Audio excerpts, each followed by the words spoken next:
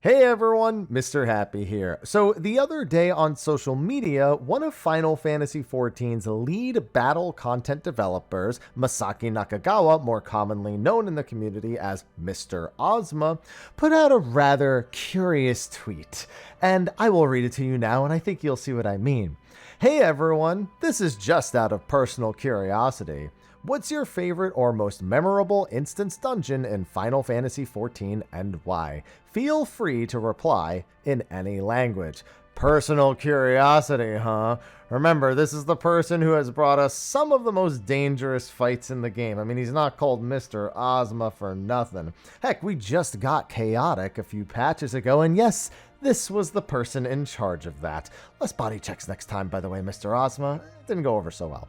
Now, whether or not it is actually personal curiosity and there's no sort of intention for any sort of dungeon expanded content or the return of hard modes, listen, everyone sees a tweet from a dev like this and goes, oh, I think they're planning something, and then you all start speculating. Listen, for now, I'll accept he said just out of personal curiosity. Heck, he even had a follow-up tweet. Thanks so much for all the comments. I've read every single one, and it reminded me that people's tastes are truly diverse. And even when they love the same content, the reasons are often different. Above all, I really felt how much you guys love Final Fantasy XIV. I'll keep giving my all to create great content. Please look forward to Pilgrim's Traverse and patch 7.35. It's made to embrace all kinds of playstyles. Even with that follow-up tweet, everyone's just speculating. What could it possibly mean? But you know what? I'm not going to do that in this video. Instead, I want to answer his question, but I'm going to give him 5 of my top dungeons, one of which I did actually comment to it. So that's what this video is going to be. I'm going to give you my top 5 favorite dungeons in Final Fantasy XIV and why. And I want you to share yours in the comment section of the video below, with or without as much explanation as you want. And if you don't have 5, then you don't need to name 5, but just participate. So my number 5 is actually a pretty recent one, and it's gonna be divisive because I know some of you definitely don't like this one. But my number 5 most favorite dungeon in Final Fantasy XIV is Strayboro Deadwalk. I actually like a lot of the Dawn Trail dungeons other than some of the slower pulls and orogenics, but Strayboro really stands out to me. I know people hate how easy it is to get grabbed with the server latency on the first boss, and some people hate the teacups, but I genuinely find the bosses more inventive and engaging than like 99% of dungeon bosses. Now, on top of that, it's just kind of a fun dungeon. I like the music, the Ferris wheel. I really enjoy, and you're going to see this a lot over my top 5, when dungeons present you with threats that aren't just enemies, you know? One of the most common complaints with Final Fantasy XIV dungeons is the formula of straight line, trash, wall-to-wall, boss, wall-to-wall, boss, wall-to-wall, boss. And while I don't expect that necessarily to change, even if I would be totally okay with it, I like when there are elements of the dungeon that kind of pull you out of that for a second, that actually make you look at your surroundings and think about how you can use them or avoid them while also engaging with the enemies that you are fighting against. But Strayboro for me was really a big high point. And honestly, I could have given this to Tender Valley. I could have given this to even Meso Terminal because of the recent bosses that were in that. There is a lot of kind of decent design in some of the Dawn Trail dungeons, but Strayboro has got to be my number 5. I can't take anything away from it. So for my number 4 on this list, I'm going to go back to Stormblood and say that it's going to be Swallow's Compass. This has a few more dungeony aspects than Strayboro, which was realistically in the top 5 because I really enjoyed the bosses with a hint of the, Ferris wheel falling over dungeon elements. Yeah, I got to give that credit, but that's really just one occurrence. When it comes to Swallow's Compass, it does a much better job of getting you to engage with the environment and to disguise that linearity just a little bit better. In the intro section, you have a loop that comes back around to the start of the dungeon before you go to the first boss, and that's just kind of a basic design that I really like. Everyone just, goes counterclockwise, loops around the room, and then comes back. But they could always make something like that where you have a choice, where maybe you could go clockwise or counterclockwise. Maybe you get a tank that goes one way and a different tank that goes another way. And that small decision just gives people, myself included, a little bit better of a feel about the dungeony aspect of it. Obviously, it would still not really be that much different, but it's just one of those things. Fractal Continuum actually has something similar right before the last boss. We have 3 separate platforms you have to hop between, and some people go clockwise and some people go counterclockwise. It's really different every time, and that could have been replicated here.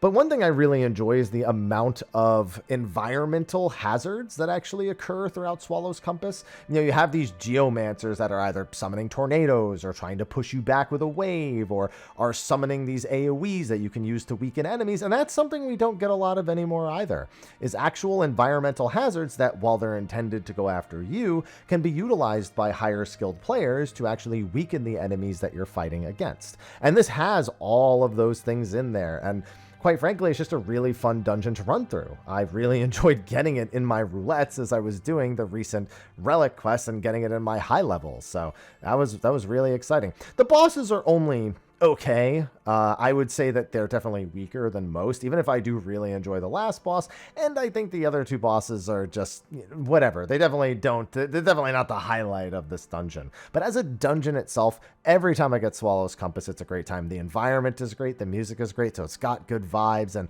like I said, just that dungeon-y feel as you're going through, even if you are still running in a straight line. Then we come to my number 3, and I'm not going to lie, this one's entirely vibes-based. Maybe there's a little bit more to it, but I'm going to go with the twinning. Yeah, it's kind of almost vanilla to put the twinning near the top of the list, because if you actually look at the dungeon itself, it's nothing really revolutionary. You run in a straight line, you kill a few trash packs, and the bosses in here are actually really good. I've had a lot of really funny occurrences with both the first and third boss, and the second boss, as I would say with most dungeon bosses, is simply fine. There's like one trash pull that's a little more engaging, but this is a case where a dungeon can just be such a vibe to get that it propels itself to the top of the list. I'm willing to bet a lot of you have favorites that are entirely vibe-based as a whole. The twinning is also extra rewarding for players that are really into the game's story and lore. If you followed everything through the Omega raid series, the Alexander raid series, heck, if you read some of the optional stories that came with the Rising over the years and got all that extra background that comes with the events that led into Shadowbringers, the twinning just has so much extra meaning to you. It's your favorite not just because of the vibes, but because of the way that it actually explains and expands the understanding of the world and the events. It's very supplementary to one of the already most beloved stories. And sometimes a dungeon can be just great on those merits on their own. And I have to give twinning a place in the top 5 just because of those things. Dungeon-wise, it's really nothing special, but it's special to me for all of those other reasons, so it's got to get that number 3. Now, my number 2 is going to be crazy, because I'm actually going all the way back to A Realm Reborn. Heck, I'm going all the way back to patch 2.0 for one of my favorite dungeons. My number 2 is Wanderer's Palace. Now, this is one of the most dungeony feeling dungeons in Final Fantasy XIV, and it's a shame that you really don't get to experience it how it was intended nowadays. It is a high-pressure dungeon that properly disguises its linearity with wide open pathways and avoidable trash pulls. Now, that's not the entire dungeon, but when you get to the super large open room, and there's just tonberries wandering all over the place that you carefully want to be avoiding while dealing with the various trash packs and pulling the various levers that are there, it just feels so much more expansive than it is, especially when compared to other Final Fantasy XIV dungeons. There's a method to mastering just this dungeon, and it's rare that we have a dungeon that has any degree of mastery nowadays where a skilled player genuinely stands out. But if you have a tank who knows what they're doing, or if you have people who don't know what they're doing, the experience is vastly different. And every dungeon run in a roulette does not look the same if you are doing this type of dungeon in any given relevant patch that it's actually in. You can make it easier for everyone, harder for everyone. They can do the same to you. Obviously, that creates friction, but it just makes for a more exhilarating experience, especially with the Tonberries chasing after you, having trash with technically a DPS check, which actually did happen a few times in A Realm Reborn. But at the same time, even if you just make partial progress on the trash and then you wipe and come back, the trash doesn't respawn. You just have to deal with what's remaining while you deal with the Tonberry chasing behind you again. So it gets easier and easier, so you don't really have to worry about just constantly failing the same thing. You may fail it once and then come back. The final boss contained elements of control over the numbers of Tonberries killed, especially when dealing with the everyone's grudge attack that the tank was going to be dealing with. Not to mention the tank damage was really severe from this boss.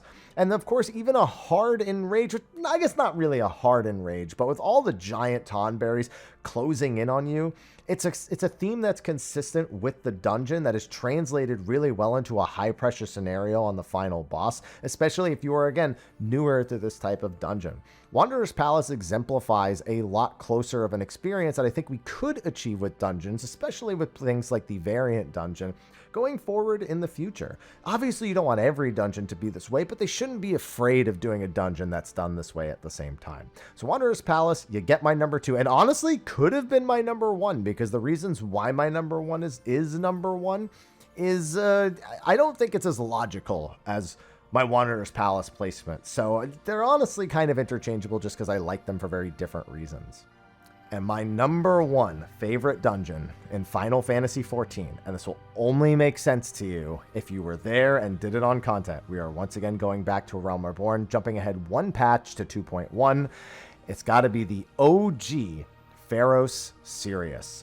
This is one of the most notoriously difficult on-content dungeons that we got throughout the history of Final Fantasy XIV.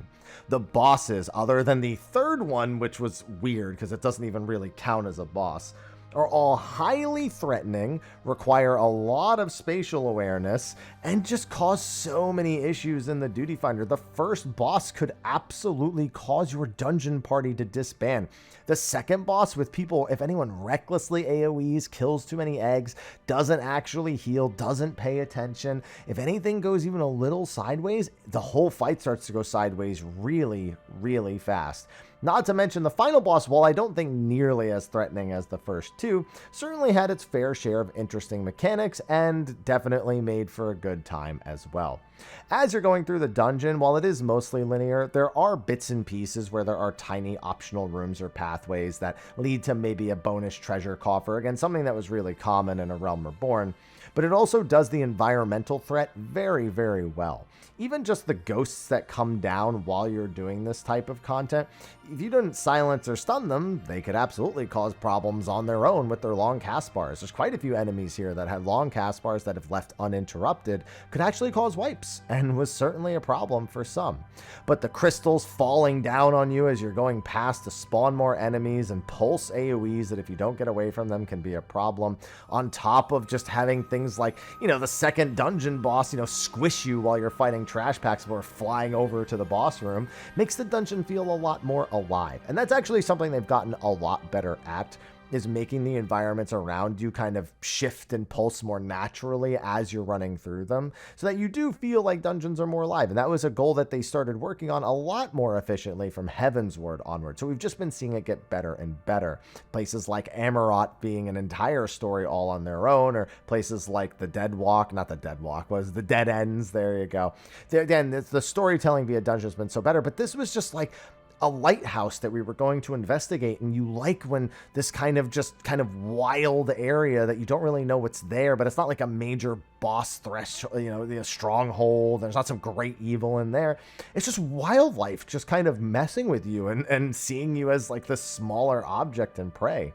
So Pharos Sirius has got the vibes, it's got the music, it's got the difficulty, and it's got just enough of that kind of dungeon-y disguise thing that I keep mentioning that it goes in my number 1 spot. Definitely a bit of nostalgia for that one. Like I said, Wanderer's Palace meets a lot more of what I think really deserves my type of number 1, but I love Pharos Sirius. I also love the hard mode, and I'm always going to be a fan of it. So that's my number 1.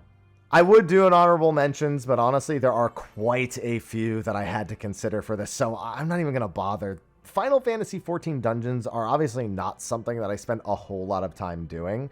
I usually do them once, have an opinion on them of good, okay, not good, whatever, and then I just kind of move on and I don't really engage with them. But it's actually, for some people, it's part of their daily content for Final Fantasy XIV. So getting dungeons that you love and are well designed and are fun and memorable is a key portion to experiencing Final Fantasy XIV. If Mr. Osmond wants to do something more with dungeons, to give them a little bit more of that value to a wider arrangement of players, I would certainly not say no to that. I'm actually of the opinion that the whole Criterion thing, maybe those resources would be better spent reworking existing dungeons instead of making variant dungeons and then making Criterion versions of them. Obviously, people always talk about a Mythic Plus style feature when it comes to using the old dungeons, and I'm sure people are speculating something like this, but I do actually kind of think it was just out of personal curiosity. He knows we're going to read into something like that a little bit more, and I think he just wanted an idea of what people love about an easier piece of content that is not the super high-end thing when he's mostly known for making high-end content. It's just really hard to read how much of it is intentive and how much of it is personal curiosity. But if he can breathe some life into dungeon content more, both for the people who already love and experience them a lot, and for the people who just kind of write them off because, yeah, another dungeon, 1-2 boss, 1-2 boss, 1-2 boss, I wouldn't say no to that. And I do think, of course, there is room for that in Final Fantasy XIV, and many of you would probably enjoy it. But that's going to be a wrap for my top 5 favorite dungeons in Final Fantasy XIV. Thank you for watching this video. Again, be sure to put your top 5 lists in the comment section of the video below, and I will see you in the next one. Until then, take care.